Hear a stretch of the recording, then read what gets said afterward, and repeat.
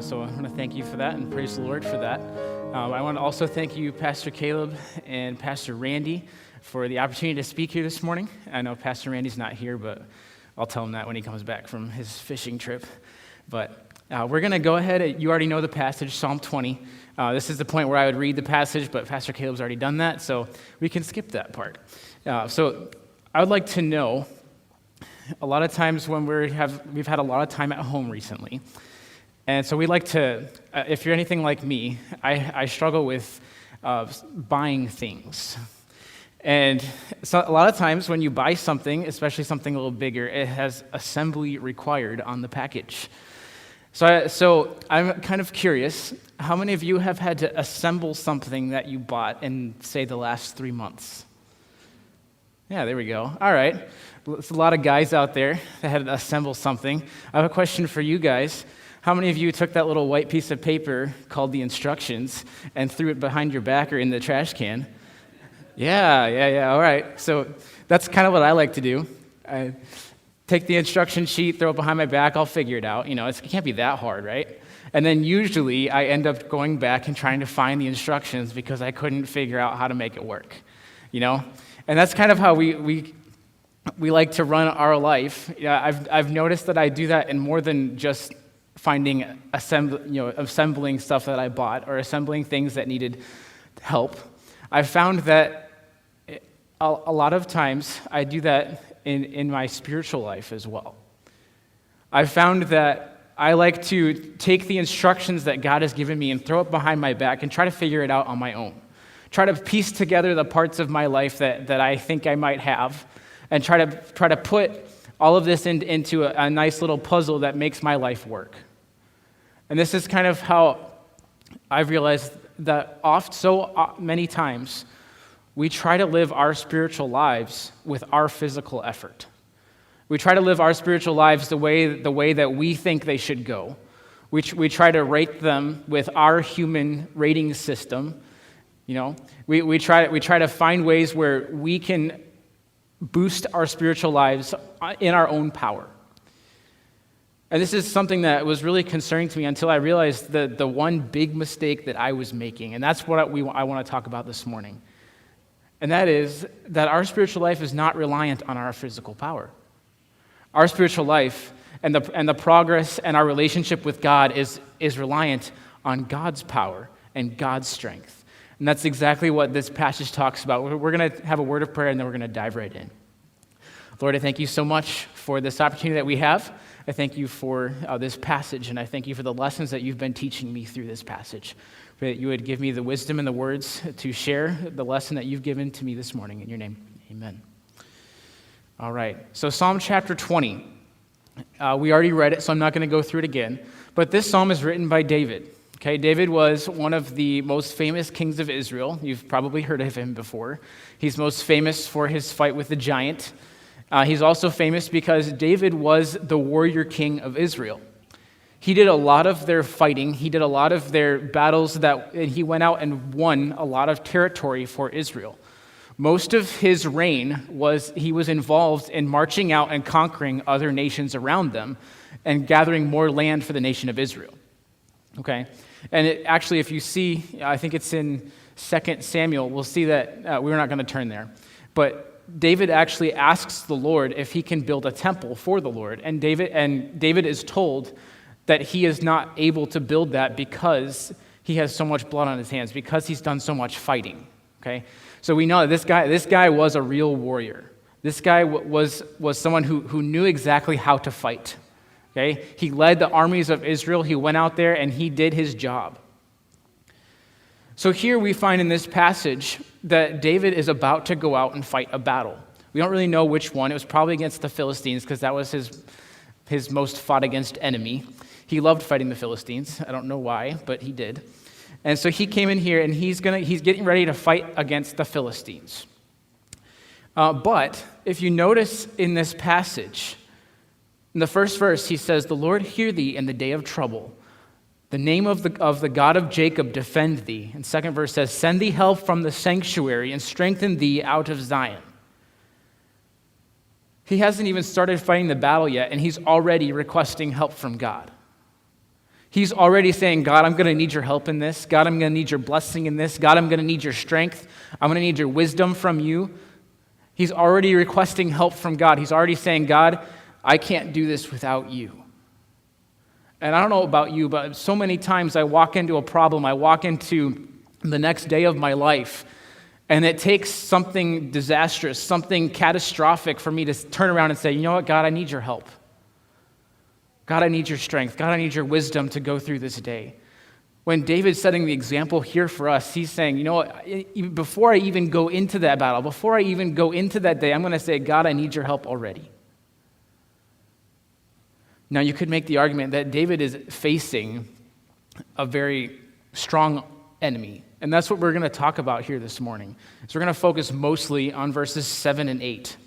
Verses 7 and 8 say, some trust in chariots and some in horses, but we will remember the name of the Lord our God. They are brought down and fallen, but we are risen and stand upright. So what does that mean, you might ask? Well, first of all, we see in the front part of verse 7, it says, some trust in chariots and some in horses. Now, we don't know who David was fighting here in this battle that he is getting ready to fight. But we can assume that David was fighting someone that was numerically, their army was bigger. They were also probably more technologically advanced than Israel. And they probably also had the advantage in tactics and power. And their soldiers were probably trained soldiers. David, a lot of times, didn't have access to the peak of military technology, okay? And this is what this passage talks about. Chariots were the Old Testament version of tanks, all right? Chariots were these things that they would hook up a couple horses to them and stick a couple guys in the back on like a wagon type deal. And they would roll them around the battlefield. A lot of times they would use them to crush enemy infantry blocks or formations. Or they would use them as a height advantage. You could stand up above soldiers that were on the ground. And no matter how you really used them, they gave an advantage to the people that used them. Okay, the armies that used chariots had a massive advantage against armies that didn't have them. Another way that they could have been used was to mobilize their infantry around the battlefield. So they could load a bunch of guys into these chariots and run around the field faster than you could run there on your legs. So these chariots were a huge advantage for these military forces. But David, as we see in Israel, was not allowed to actually have these because God wanted to have them trust him. God wanted them to learn how to trust him. And so David, every time he went into battle, he was facing an enemy that was militarily more technologically advanced than his army could ever dream of being. They also used horses. Now, these were not the ones in the chariots. They would put guys on top of these. I'm sure you've heard of riding horses before. But they would put these guys on top of the horses. They'd run them around. These were a lot faster. They still had the same height advantage. Maybe not the same weight advantage as the chariot, but they still had a weight advantage. And they could charge down on these infantry formations, is what Israel only had, was infantry. And so all of these forces that David is facing are humanly impossible for him to actually defeat. Okay?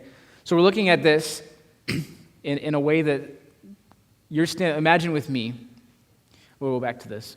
Imagine with me that you're standing with David on a hilltop, okay? You have about maybe 500, maybe 1,000 soldiers with you, okay? And you're all standing there, you got your spears and your swords or whatever you're going to use, your slings, and you're looking across the battlefield, and on the other side you see the massive hordes of the enemy. They have way more soldiers than you do. They have chariots, which you don't. They have horses, which you don't. And they are more heavily armed. They are better trained. And you're standing there, and no sane person is going to be like, all right, yeah, we got this. We're gonna take those guys down. No sane person is going to stand there and do that. No sane person is going to say, you know what, I can fight this. I can do this on my own. You guys just stay here, and I'm going to go take care of them, and then we'll come back and we'll have a party. That's not what anybody of those Israelite soldiers were saying. That's not what David was saying. But yet, way too often, that's what we say. We stand on the battlefield of life, and we look across the field at the enemy forces, the forces of evil that are way more technologically advanced. They are stronger than us. They are more powerful than us. But yet, we stand here and say, yeah, we got this. God, you can just stay here, and I'll go take care of this, and then we'll come back, and we'll pick up where we left off. So many times we run into life and we say, you know what, God, it's fine. I don't need you. I'm going to go back. I'm going to go over there. I'm going to fight the devil. I'm going to take him down, and then I'll come back. And we take that instruction sheet of life, the Bible, and we chuck it behind us and we say, you know what, I got this. I don't need this. We leave this at home, or we leave it on the bookshelf, or we leave it sitting on the dresser and never read it. And we say, you know what, God, I got this. I don't need it. And just as foolish as that sounds, I've caught myself doing that so many different times. Just as foolish as that Israelite soldier might be standing on the battlefield telling his friends to stay behind, and he's going to go take care of that massive enemy army. That's how foolish I feel when I put this into context of what we're actually fighting. This is not a free ticket to life here. This is not a life where we can just waltz through and figure that God will take care of everything for us. Because the reality is that he wants to, and he will, but we have to trust him. We have to put aside our own personal preferences. We have to put aside all of those things that we are focused on and say, you know what, God, it's your strength, not mine. This is your battle, not mine. And so we see here in the front part of the passage that David's already calling for help. He's already saying, you know what, God, this is impossible for me to do. That's the exact same plea that we must have. We must be saying, you know what, God, this is impossible for me to do. This is impossible for me to win. There's no way, there's no possibility for me to find the victory in this battle, in this life.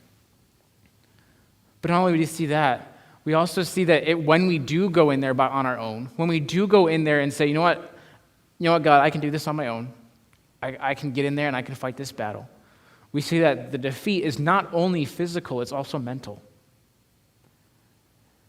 It's not just something that we can go in and continue to do over and over and over again. We become defeated. We get that defeated mindset.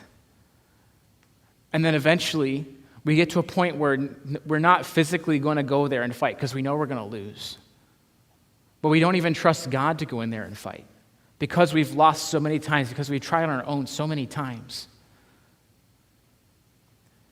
And it's that massive army on the other side of the battlefield of life that scares us to death.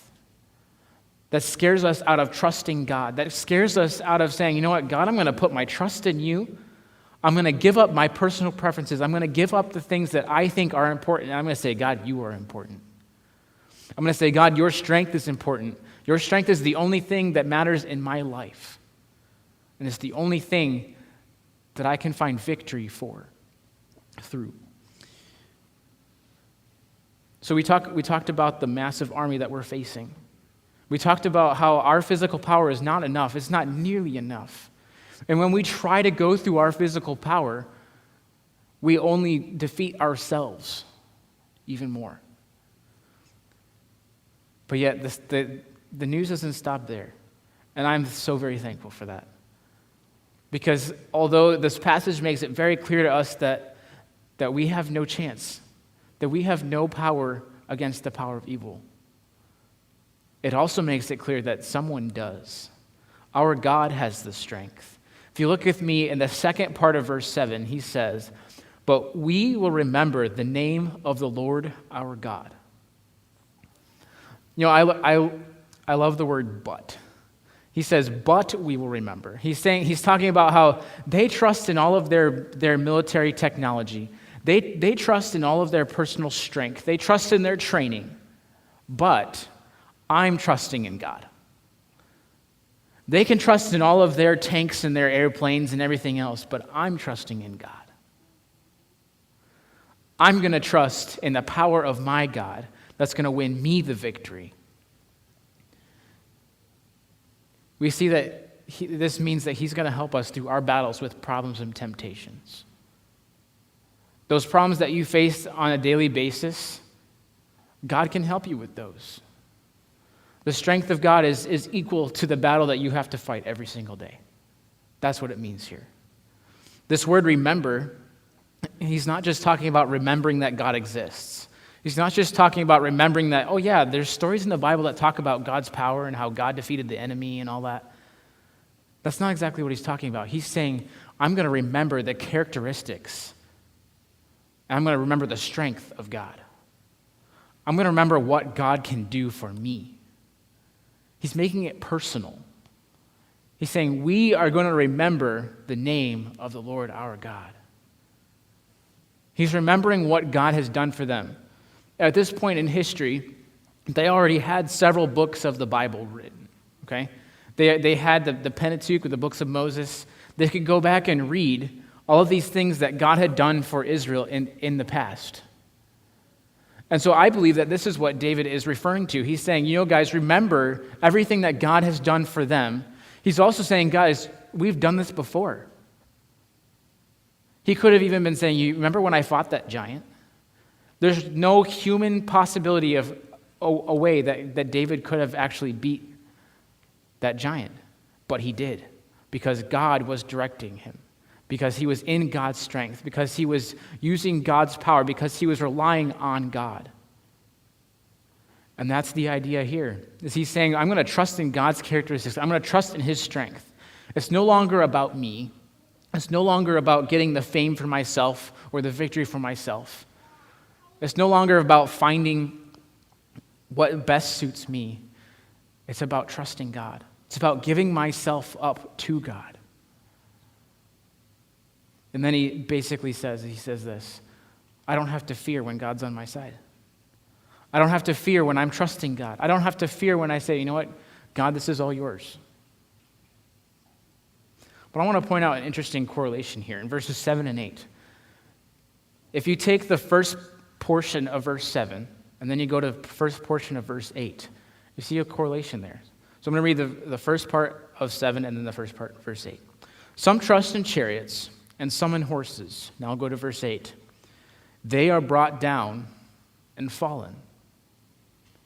Now, I don't think that was an accident. I think God is trying to tell us something here. He says that some trust in chariots, that those who trust in their physical power, those who try to do it on their own, those who try to face life under their own power, what does he say about them? He says they are brought down and fallen. They're going to be defeated. There's no way that they can stand up. There's no way they can win the battle. But then look at the other parts of the verse. The last part of verse 7 says, but we will remember the name of the Lord our God. The last part of verse 8 says, but we are risen and stand upright. I love how David uses the language here. He says, they are brought down and fallen, but we are stand upright. We have the victory. Those of us who trust in the Lord, that's what David is saying here. We are going to have the victory. We are going to be able to stand upright in front of that massive force of evil and say, you know what? God gave me that victory. God gave me the victory of today. He's saying, we are going to remember the name of the Lord because we are going to be risen and stand upright. We are going to find that victory because we put aside our personal ideologies, because we put aside the pride that we experience every single day, because we put aside our own preferences, and we said, God, I'm going to trust you. God, I'm going to put my trust in you. I'm going to let you do the work through me. And then he found the victory. So I think we see here this morning that our physical strength is definitely not enough to defeat Satan. It's definitely not enough to defeat evil. Just like we laugh at the story of the Israelite who would stand up here and say, you know what, guys, I'll just go fight all the Philistines by myself. That's essentially what we're doing when we try to face life on our own. That's essentially what we're doing when we say, you know what, God, I don't need your help. I don't need your power. I don't need all of that because I can do this on my own. That's what we're saying. You know, I've realized that a lot of times I do that without even realizing it. A lot of times I do that without even noticing that I am doing it. I walk through life and don't even pay attention to the warning signs, to the pleading that God is trying to get my attention and saying, trust in me, rely on me. But instead of doing that, I go through and I say, you know what, I got this. I say, I'll do this on my own power. I'm big enough. I'm a big enough guy. I can do this on my own. And so many times we do that without realizing it. We do that without realizing that we're actually telling God, I don't need you. We're taking his instruction manual and we're throwing it behind our back because we're saying, I don't need this. When in reality, we need this so much. This is our lifeline. This is our strength. This is our victory. It's the instructions to life. But on the flip side, he says that he is stronger than us. And the devil might be stronger than us. But when we rely on God, when we say, God, you are my victory. You are my strength. He wins that victory for us, through us. You say, God, I'm giving myself up. I'm giving what I own up. I'm going to let you work through me to get that victory, to find that victory in the evil one, to find that victory in Satan. So we see that we must relinquish all of that. We must relinquish all of our personal vendettas, our personal ideologies, all of the things that we think are important and say, God, what you think is important. Your strength is important. I'm not important anymore because you are working through me to find that victory. A couple years ago, I was in a training for first responders, and it was a Christian organization that based their basic training on the Marines. So you can guess that we did a lot of hiking, and some of those hikes, we would load up our packs and head off into the woods. And we did a 3-hour, a 6-hour, 12-hour, and a 24-hour. By the time we got to the 24-hour, I was in a spot in my squad where I was kind of the leader. Okay, I was kind of recognized as the person who was in charge of my squad. And I was very proud of that. And I was very proud of my physical ability to just go on these hikes and get it done, and I was helping other guys, pulling them along. As we walked into this 24-hour hike, I was not thinking, God, I'm going to have your strength. God, I'm going to have to use this. I was thinking, you know what? I got the 12-hour done. I'm going to get this. I'm going to smash this hike. I'm going to help other guys. Those poor guys that can't make this hike, I'm going to help them out, and we're going to be great. Well, I'm here to tell you this morning that that's not what happened. Within about a couple hours of the hike, we were hiking on some rocky terrain, and I had slipped a couple times and twisted an ankle and pulled a muscle in my knee on the separate legs. And so as I'm hiking along, I'm limping, I'm going on, and by the end of halfway through, I think it was halfway through, I couldn't walk. And so, Mr. Mighty Leader of the squad is being helped along by 2 other people, and guys are passing. You can't understand how humiliating this is. But guys are passing saying, good job, man, keep it up. You got this, you got this. That's what I'm supposed to be doing. That's what I'm supposed to be helping people. I'm supposed to be dragging people up hills. I'm supposed to be saying, guys, you got this. Don't worry, you got this. And so I got to a point where God just broke me, and he said, and I realized that my problem was not that I didn't have the physical strength. My problem was not that I wasn't physically ready for that hike. My problem was that I was focusing on entirely the wrong thing. My focus was not on, you know what, God, how can I glorify you through this hike? God, how can you win the victory through me today? No, my focus was totally on the other side and say, you know what, how can I look better through this hike? How can I help other guys see that I'm good? I'm great. And it took those injuries, it took that humbling experience for God to say, you know what, Andrew, you need my strength. You need the victory through me. And as we stopped for dinner that night, I just sat down, I cried and I prayed and I said, Lord, help me. I need your help. I can't do this without you. And through the rest of that hike, the rest of that night, because it was 24 hours, so we're only halfway through, but through the rest of that hike, I walked. I made it. Only one of the legs hurt at a time. And no, it wasn't easy. It was hard. And I'm not telling you that story to say, oh, look at this guy, he's good. No, I'm telling you that story because it's so easy for us to say, you know what, God, I don't need that. I don't need your power. Because what we face every day is physical stuff usually. It's not spiritual. And so we don't think about, you know what, I might need God for this. In reality, I need God for everything. I need God for every circumstance, for everything in my life. He is the one that gives me the victory. And so as we close this morning, I want to give you a little bit of a little story.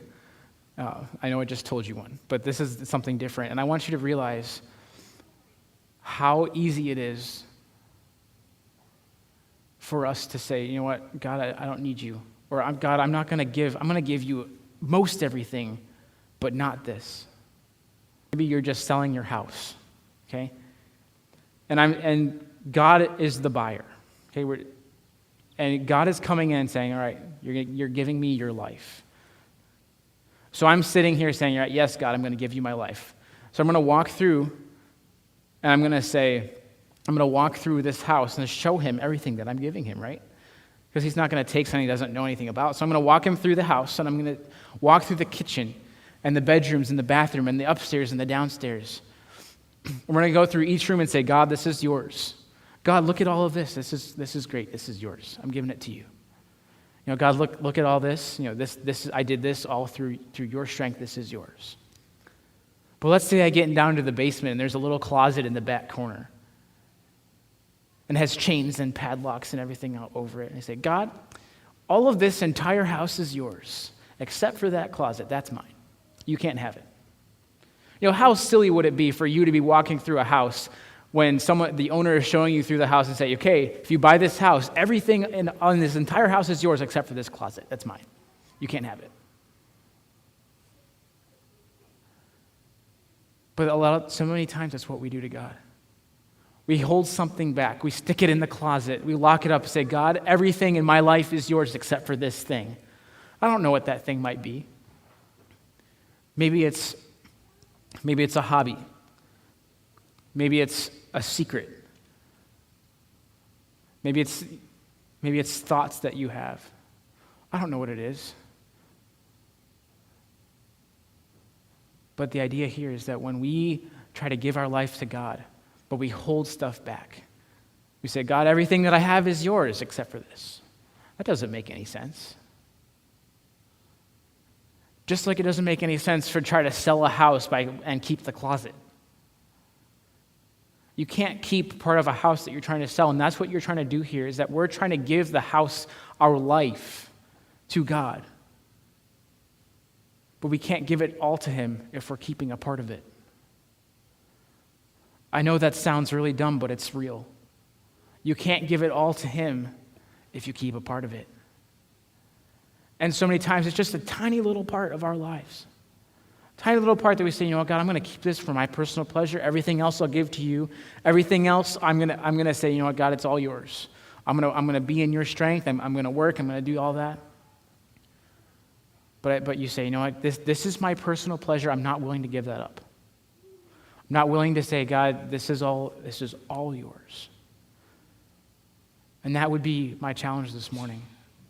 So that not only are we supposed to do this thing called life, this thing called today, in God's strength, not our own. But the only way to actually be able to accomplish that is to give our entire life to Christ. The only way to actually accomplish that is to say, you know what, God, my entire life is yours. Everything that I have is yours. All the things that I focus on, I'm going to give that to you. I'm going to trust that to you. It's not like he's going to take it away from you. But you're saying, this is no longer as important to me as you are, God. That's what you're saying. Saying, God, this is no longer as important to me as my relationship with you. So we look at our relationship with God. I'm going to ask you, how is your relationship with God?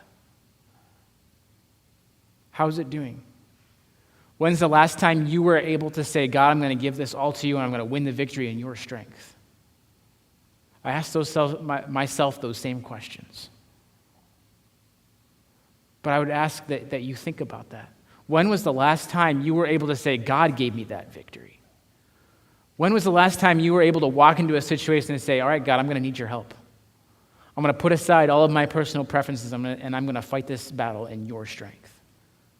When was the last time? Sadly, for many of us, and for me included, it's been way too long. And we have to get back to following the instructions that God has given us, to following what God tells us to do, and to give our lives to Him.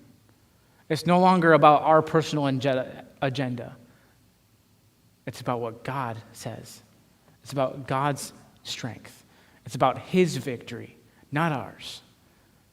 It's about proclaiming Him, being a testimony, being a light in this world for Him. So that's my challenge. I hope that each one of us today will look in that house that we're giving to God and see if there's any closets in the back that we're trying to keep. And retaining that picture, I would challenge you to go into that closet, unlock it, figure out what's in there, and get it out. Give it to God. It's going to be a lifelong battle. It's going to be something that you fight every day. But as long as we are standing up here and saying, God, I'm going to trust in your strength. I'm going to win the victory in your strength. Every day. That's where we find complete victory. That's where we find the victorious life in Christ. It's not trusting in chariots. It's not trusting in horses. It's not trusting in our physical power. It's trusting in the name of the Lord our God. I'm going to close in prayer. Lord, I thank you for this lesson. Thank you for the challenge that you've given me. And Lord, I pray that you would help me to be able to continue to apply this in my life, but would you help us to not only see that we can win the victory in your strength, but I pray that you would help us to see that we can do that every day. We can do that throughout our life if only we'll give ourselves to you completely. Pray that you would help us to give ourselves to you, to get rid of those things that hinder our relationship with you, and to focus on our relationship with you. I thank you for this opportunity. Thank you for what you're going to continue to teach us.